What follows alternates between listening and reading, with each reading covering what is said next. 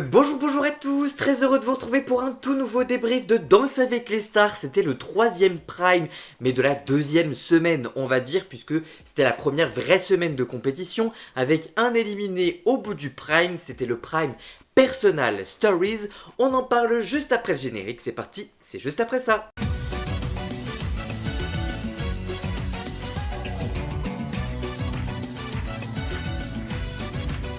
Bon alors comme je le disais en introduction, c'était le Prime Personal Story. Bon on l'a eu à la Star Academy, on était un petit peu obligé de l'avoir pour Danse avec les stars. Après c'est pas un mauvais Prime en soi, c'est juste que les Personal Story étaient plutôt légères on va dire. C'était plutôt, on parle de leur vie privée, on évoque vaguement un peu leur carrière tout ça, mais c'était pas non plus des histoires de zinzin.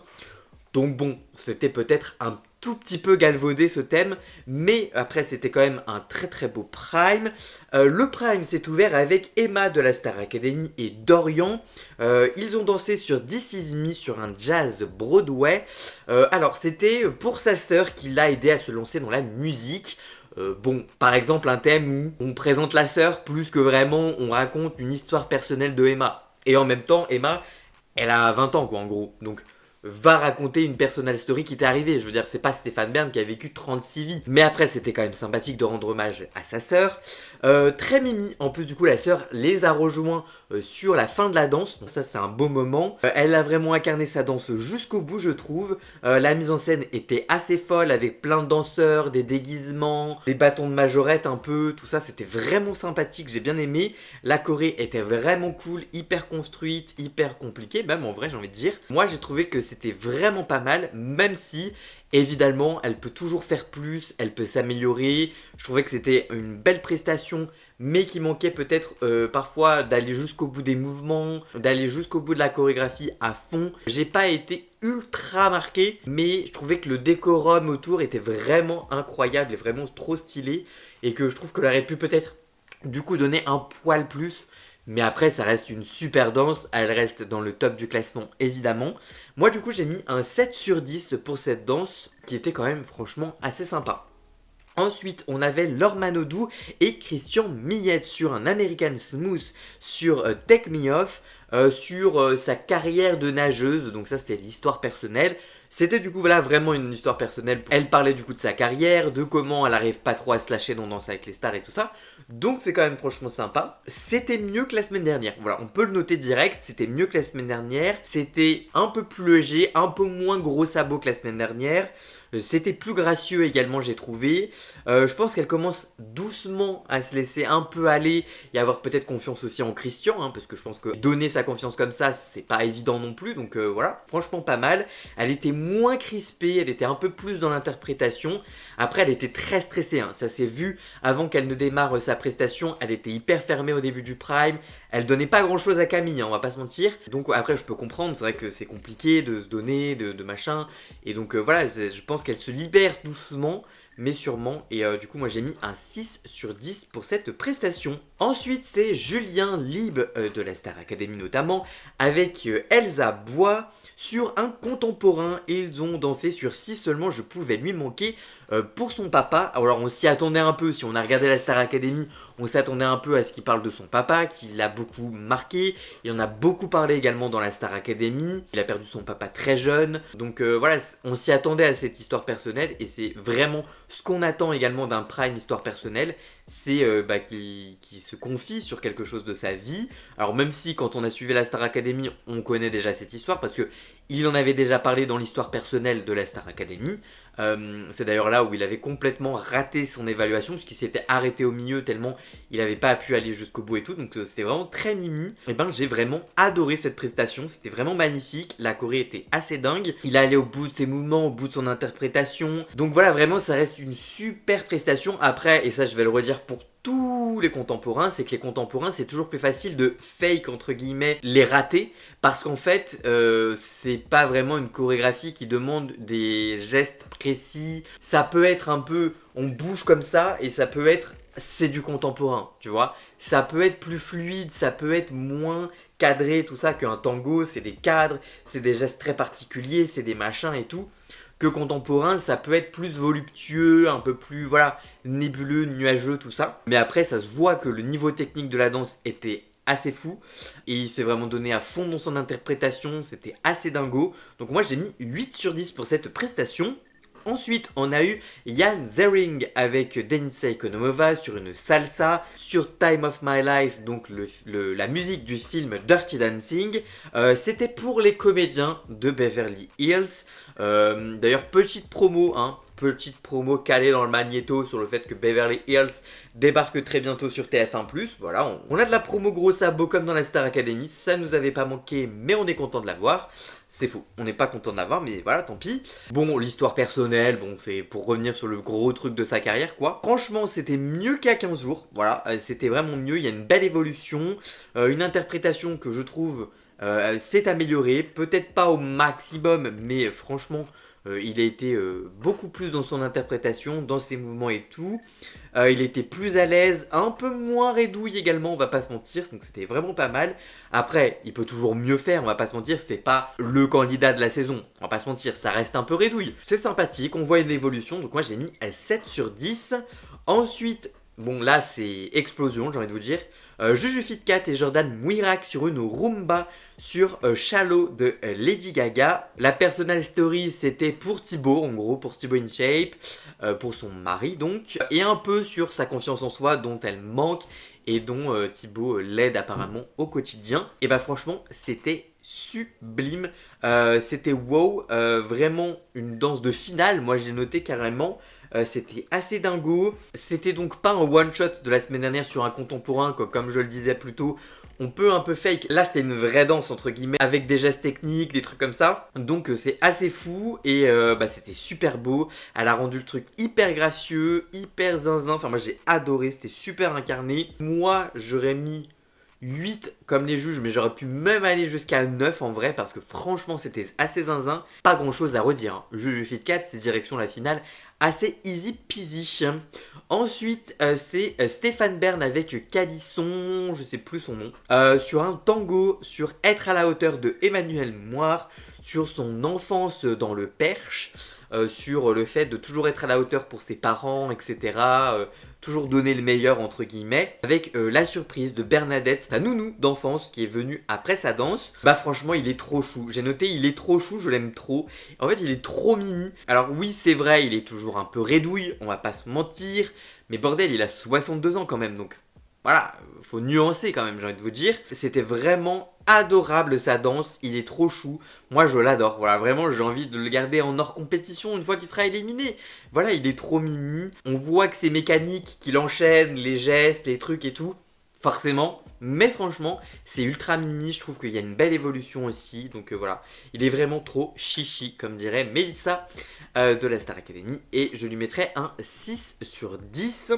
Ensuite, on a eu un gros moment du prime, on va pas se mentir, c'est Lucie Bernardoni avec Christophe Licata sur un contemporain sur SOS d'un terrien en détresse, version Grégory Le Marchal. Évidemment, est-ce que pareil, on ne s'y attendait pas un peu ? Évidemment que si, on s'y attendait. Donc voilà, c'était pour lui, pour la Starac, tout ça. On s'attendait à ce moment gros sabot Grégory Le Marchal. C'était assez évident, ça reste quand même très beau, c'est un très bel hommage, c'était gracieux, c'était vraiment bien, c'est beau, c'est poétique, enfin moi j'ai vraiment beaucoup aimé. Elle va aller hyper loin en vrai, parce que c'était vraiment bien. Après comme Julien, je l'ai dit tout à l'heure, le contemporain c'est toujours plus facile de fake un peu si on se trompe un peu, tout ça, parce que tout peut passer pour c'est voluptueux, c'est beau, c'est machin, c'est truc. Après la technique elle est quand même là, on va pas se mentir. Donc malgré tout, les contempos ne restent pas des trucs un peu qui fake la réalité. Ça reste quand même très solide, voilà. Et du coup, je mis un 9 sur 10, voilà. Franchement, 8 comme on pu mettre le jury, mais franchement, 9, moi je trouve que c'est extrêmement bien, donc voilà, j'ai adoré. Ensuite, on a Samuel Bambi avec Anna Riera sur une samba, la musique des Jackson 5. J'ai pas noté exactement, mais en gros, c'est la pub du Nutella, quoi. C'est horrible ce que je veux dire. Voilà, c'est horrible. J'ai détruit toute connaissance en la musique en disant ça, mais c'est un peu ça. Sur son enfance, son début dans l'humour, tout ça. Avec Ahmed Silla qui est venu pendant son magnéto. Pareil, promotion gros sabot. Voilà, à la fin de la chorégraphie, Camille a parlé du filtre l'infiltré dans lequel Ahmed Silla joue. Donc, bon voilà, la promo gros sabot, hein, comme on ne les aime pas, mais comme on se les voit souvent dans les émissions de TF1. Hein, c'est comme ça, j'ai envie de vous dire, c'est un peu comme ça. Pour la danse, bah franchement c'était pas mal, belle interprétation, beau déhanché, beau petit cucu qui bouge, on va pas se mentir. Toujours un peu trop dans l'humour malgré tout. Toujours un peu je veux faire le pitre, ce qui est un peu dommage moi je trouve, et je l'ai déjà dit la semaine dernière et je le redirai sûrement la semaine prochaine, voilà. Il faut qu'il arrive vraiment à se prendre au sérieux parce que du coup je pense que ça fera des tableaux extrêmement bien et qu'il pourra aller un peu plus loin dans l'aventure, je pense que s'il se détache un peu de tout ça. Il y avait un groove naturel qui était assez zinzin, une chorégraphie qui était très bien réussie. Donc franchement pas grand chose à lui redire, attention donc toujours un peu à ce truc de vouloir faire le pitre. Du coup moi j'ai mis un 7 sur 10.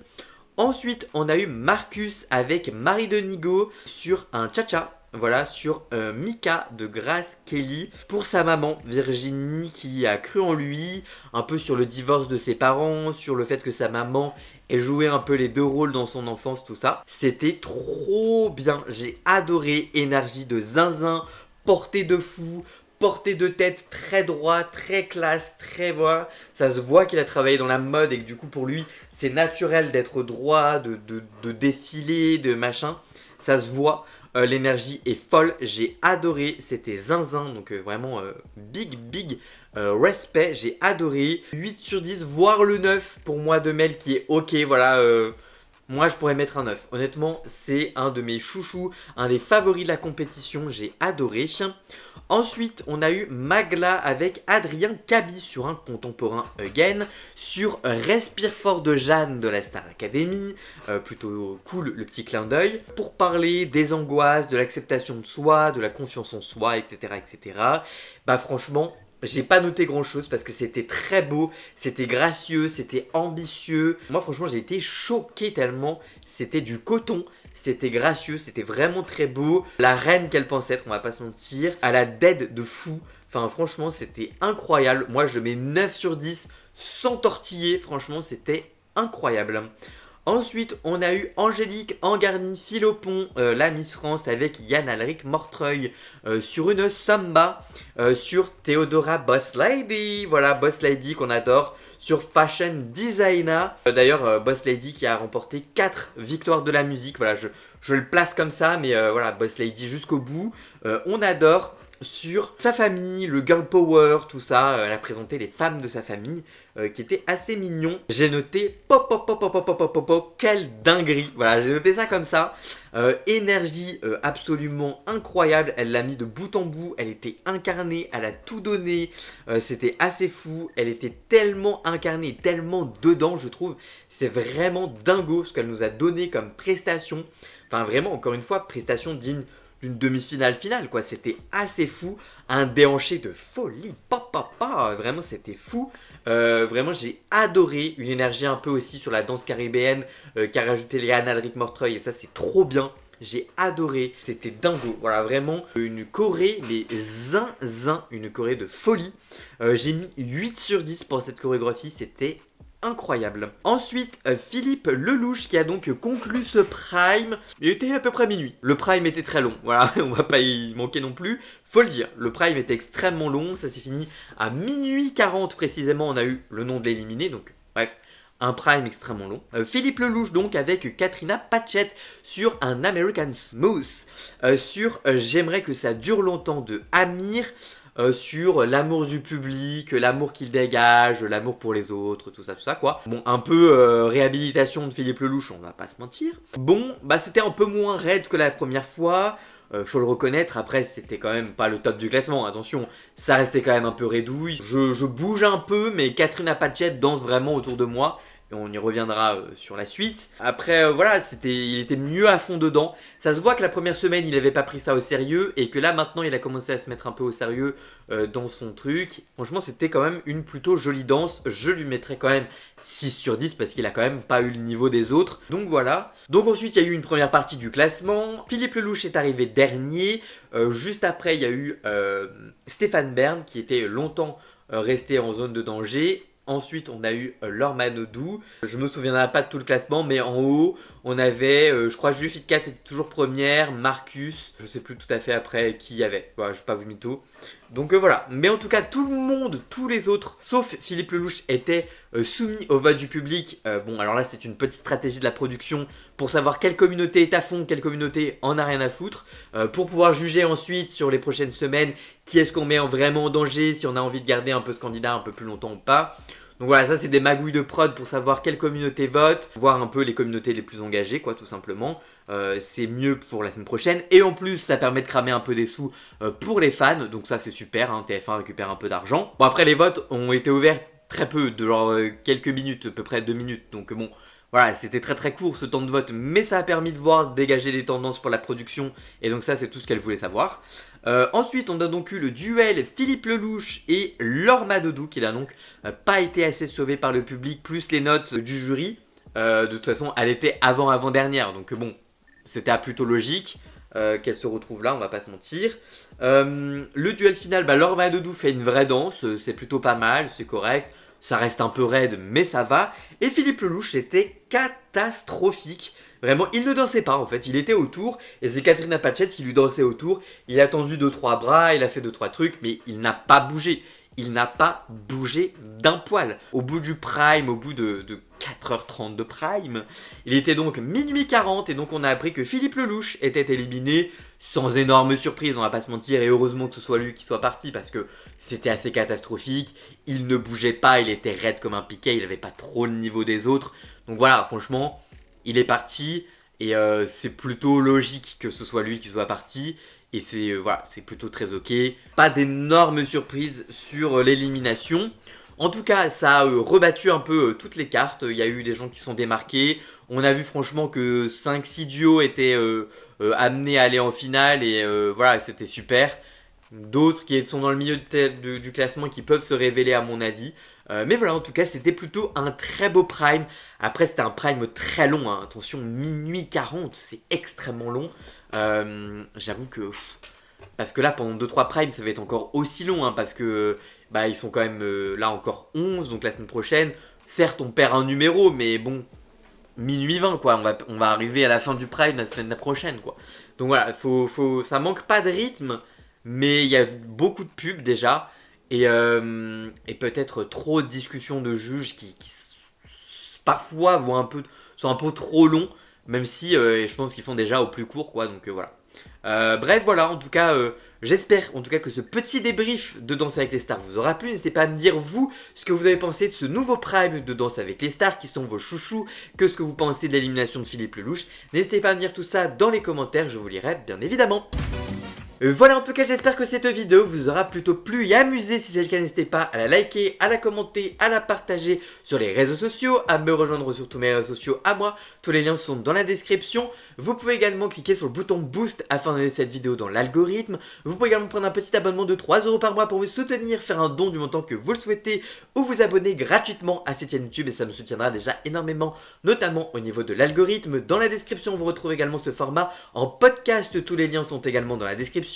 Autour de moi, vous retrouvez des vidéos qui pourraient vous intéresser et qui sont en lien, pourquoi pas, avec Danse avec les stars. Donc n'hésitez pas à aller voir tout ça. Nous, on se retrouve donc la semaine prochaine pour un tout nouveau débrief de la Star Academy et très rapidement pour une toute nouvelle vidéo. A très bientôt. Ciao, ciao!